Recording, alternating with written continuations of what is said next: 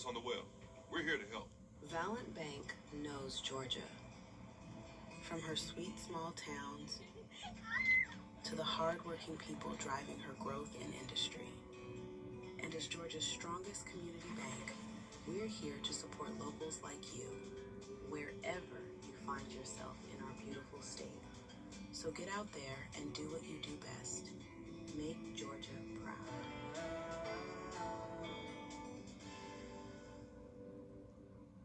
Hamrick's Black Friday in July just got hotter. For the first time ever, take 10% off at the boutique. Plus, don't miss these Black Friday doorbusters. Ice maker, $50. Men's Levi Red Tab Denim, $12. Pocket hoses, starting at $10. Air fryer skillets, hand mixers, and slow cookers, $20. Ladies Pierre Dumas and Outwoods boots, $15. Save 60% on ladies Alfred Dunner coordinates. Unlock the biggest savings of the summer with Black Friday doorbusters only at Hamrick's. At Georgia Power, we make sure the power's there when you need it, keeping the lights on at home, the clippers running, the crops growing. And now we get to deliver some good news. We're lowering our rates, giving Georgians more breathing room. The same reliable energy with lower rates. The best part of my job is delivering good news. Georgia Power, here for Georgia, here for you. Your most watched local news is getting a big plus. WJBF 6 Plus. The CSRA's trusted news source, now on demand. WJBF 6 Plus is ready when you are. Download it free today on your favorite streaming device. The Live Viper 6 Skyview Network, sponsored by Terry Lambert Hyundai. Right now on News Channel 6 at 6, no decision on new data center rules. Why city leaders are delaying their vote as your News at 6 starts now. Live from Television Park, this is WJBF News Channel 6 at 6.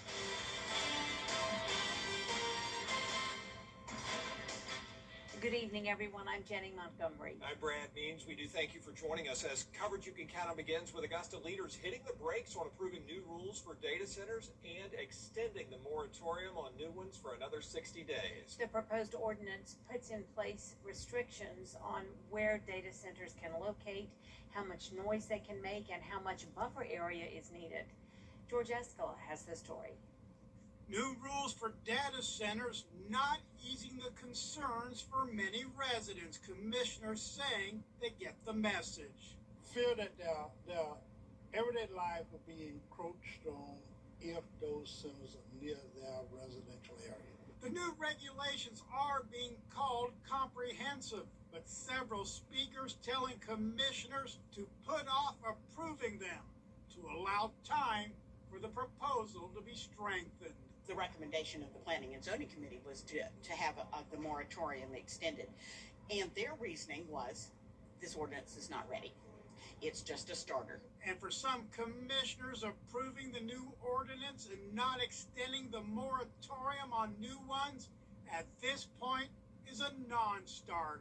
At least 18 out of the 50 states in our country have put pauses on data center developments because there's just not enough information out there for us to make a conscious decision. Commissioners approved a 7-week moratorium in June. As that expires, commissioners looking to extend it to allow for a visit to a data center in the Atlanta area on August 3rd. Get more information on it. The more information, the more informed we are, the better decisions that we can make. Personally, I've never seen a data center. I've never been in a data center. I don't know what it sounds like. I don't know what it looks like. To have the opportunity to go visit one, why turn it down? The time has come. Data centers are looking to locate in Augusta as commissioners want more time to approve regulations to govern them.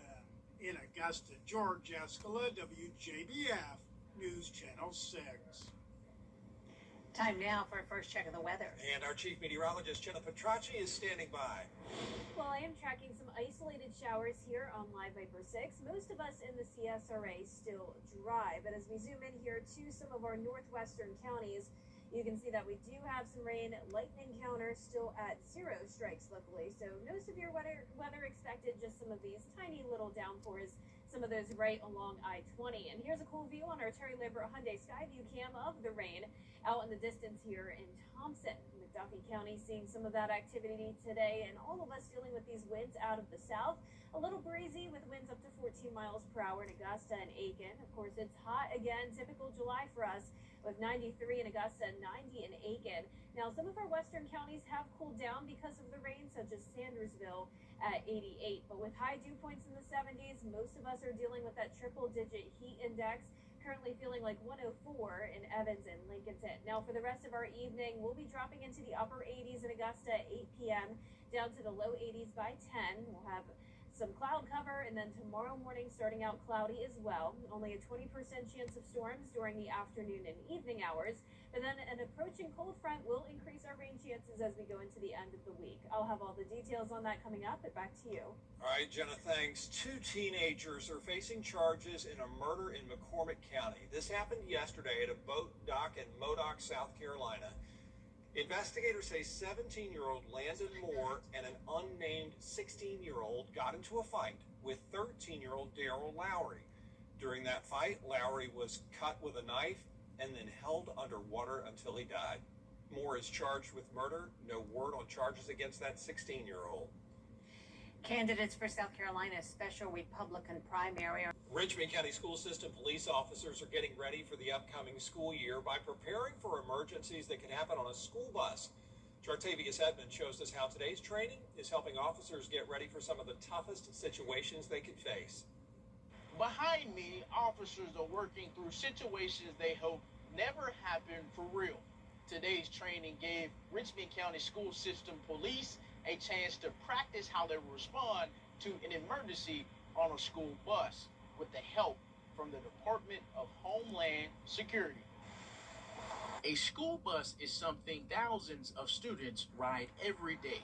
But Tuesday, it became a training ground with an instructor from the Department of Homeland Security's Atlanta Division. Richmond County School System Police spent the day preparing for emergencies they hope they never have to face. So this particular training is called bus interdiction training.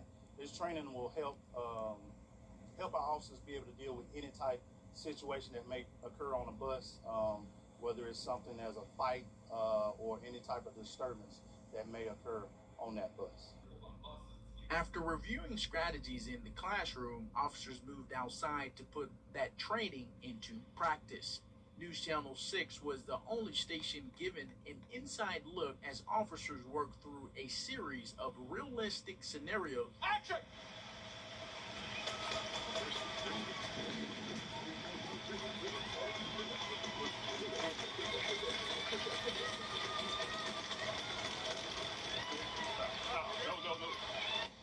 Each exercise focused on communication, teamwork, and making quick decisions while keeping students and the driver safe. We want to ensure our parents that the Richmond County School System takes the safety of our students as well as our staff very seriously. We're going to do what we need to do to ensure that our students and staff are safe on a daily basis. Officers say they hope they never have to use what they practiced today, but they believe training ahead of the school year is the best way to be ready if the unthinkable happens.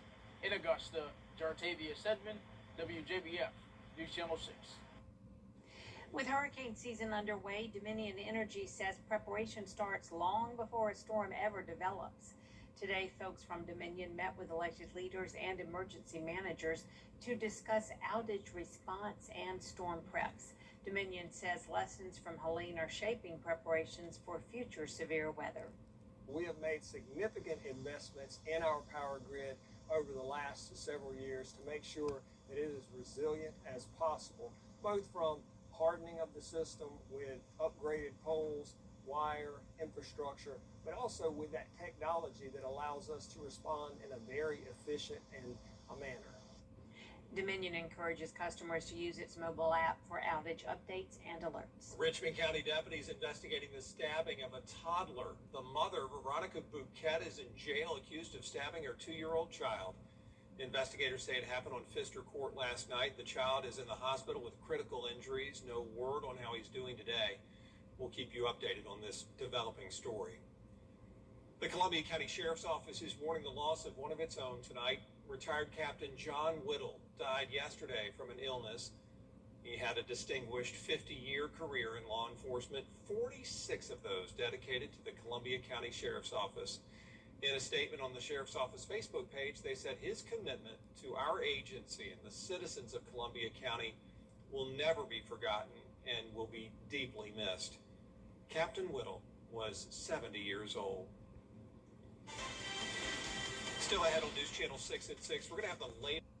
Our chief meteorologist, Jenna Petracci, is back with us now, kind of waiting for the rain to arrive, I guess. Yeah, we have a few spotty showers only impacting the western portion of the CSRA. So still it's overall mostly dry. That'll be the case for tomorrow as well. I am tracking some higher rain chances, though, to end the week. All those details are coming up. At Queen City Home, Gilmore.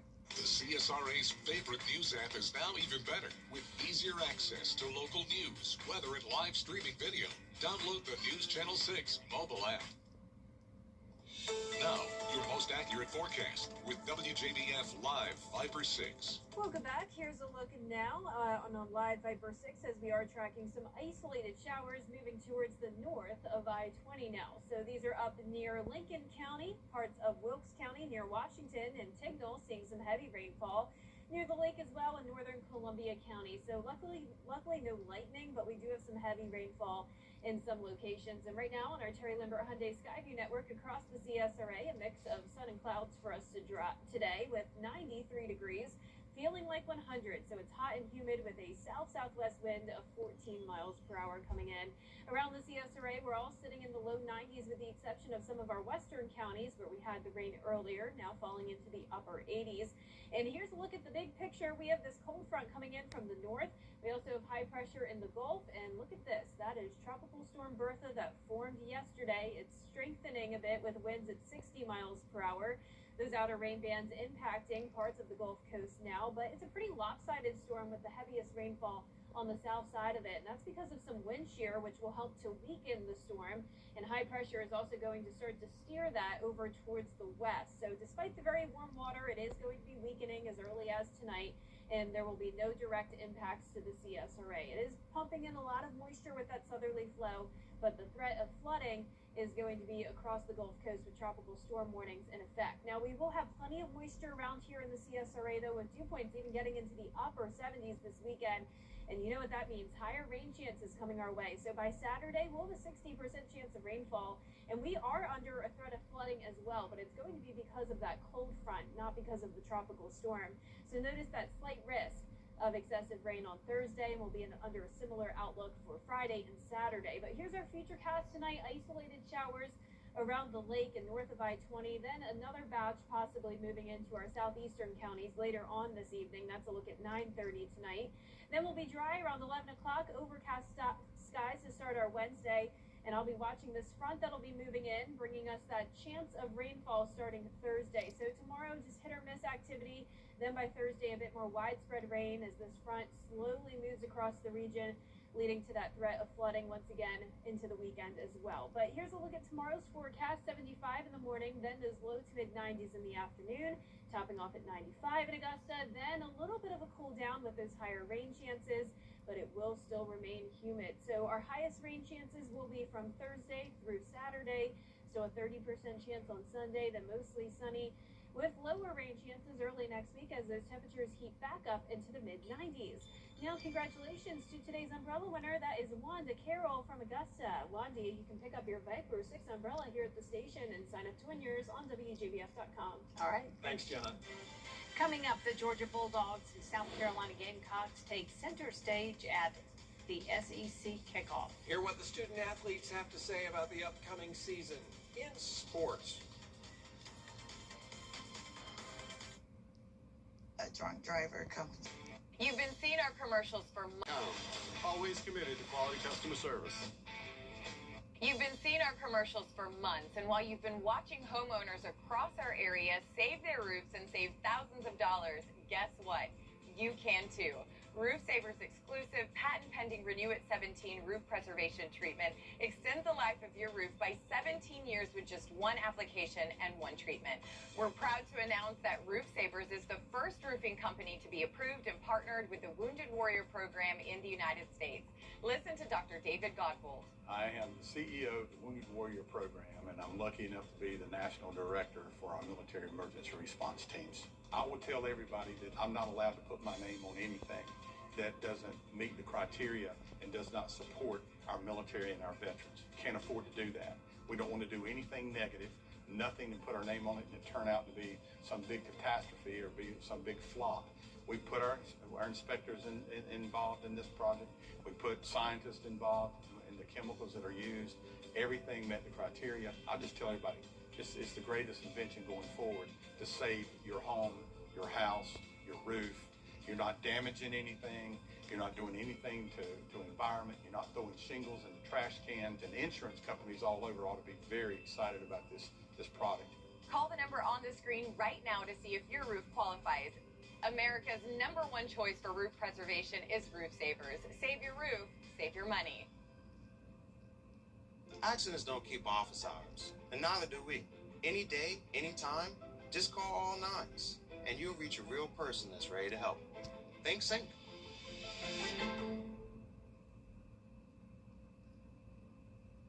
You can't always choose the weather, but you can choose your weather app. Go with the most accurate and most trusted, the Live Viper 6 mobile app. Download it today. Now, WJBF sports coverage you can count on. Well, day 2 of SEC kickoff continues with the Georgia Bulldogs and South Carolina Gamecocks taking center stage in Tampa, Florida. Let's start off with the defending SEC champions, the Georgia Bulldogs. Quarterback Gunnar Stockton returns for his second year under center. Stockton led his team to a 12-2 campaign, with the only loss of the regular season coming against the Alabama Crimson Tide. Senior linebacker Raylan Wilson also in attendance. Both athletes touched on how last year's loss in the Sugar Bowl to Ole Miss added fuel to the fire this offseason. Yeah, we came off an SEC win in the championship, but definitely didn't end up where we wanted. But, we've had a great offseason so far. We put a lot of sweat in the bucket, and we've connected a lot. I would say we just keep trying to get better every day and set a new standard every day and never let it drop. Now, Georgia kicks off their season against Tennessee State. Now over to the South Carolina Gamecocks. They're looking to bounce back from their 4-8 season. This is Shane Beamer's 6th year in Columbia. He's returning 2 notable offensive weapons, quarterback Lenore Sellers and wideout Nick Harbour, who are currently learning in a new system under first-year offensive coordinator Kendall Briles. Now, both players feel confident that this year's squad can produce a winning season. The drive and the focus that the guys have, we're still attacking every day, still in good spirit, still confident within ourselves and the team and the coaches. It's a whole new year. We're not doing anything that we did last year. It's a whole lot of new things in the building, so it's just a whole new identity. We worked harder than we did last year. We did more stuff as a team, so I just feel like, everybody's we're building up to that standard that we want to live by. Now, Georgia and USC will actually play each other November 21st in Columbia. Well, some major news coming out of Cross Creek High School as head boys basketball coach Lawrence Kelly. He's now in a different position. He's officially been named the Richmond County School System Athletic Director. He replaces Scott McClintock, who is now the assistant principal at Lakeside. The move was made official during today's Richmond County Board of Education meeting. Kelly guided the Cross Creek Razorbacks to a 3A state championship this past season over Harlem, his 3rd state title as head coach. So very new and exciting position for him, staying in Richmond County, of course. All right, Gianna, thanks a lot. We'll be right back. You are more than your It is a Viper 6 alert day as we track severe weather. The Live Viper 6 weather team is coverage you can count on for the entire CSRA. In case we haven't met, I'm attorney Chris Hudson. I represent people who have been hurt. It's what I do every day. I've seen accidents devastate families, but I can help. Injured? Call me, Chris Hudson. From here, for you. Here is one more look at our 10-day forecast. It's going to be hot tomorrow, 95 degrees, only a 20% chance of rain. But then those rain chances increase from Thursday through Saturday as the temperatures go down. Highs even in the upper 80s Saturday. Then hotter temperatures next week with lower rain chances again. Finally tonight, if you've ever wanted to walk in Travis and Jason Kelsey's shoes, well, now it's your chance. The Brothers New Heights podcast is partnering with Hawaiian footwear brand Olukai. The New Heights sandals cost $160. They'll be sold on kelseyclubhouse.com and Olukai's website.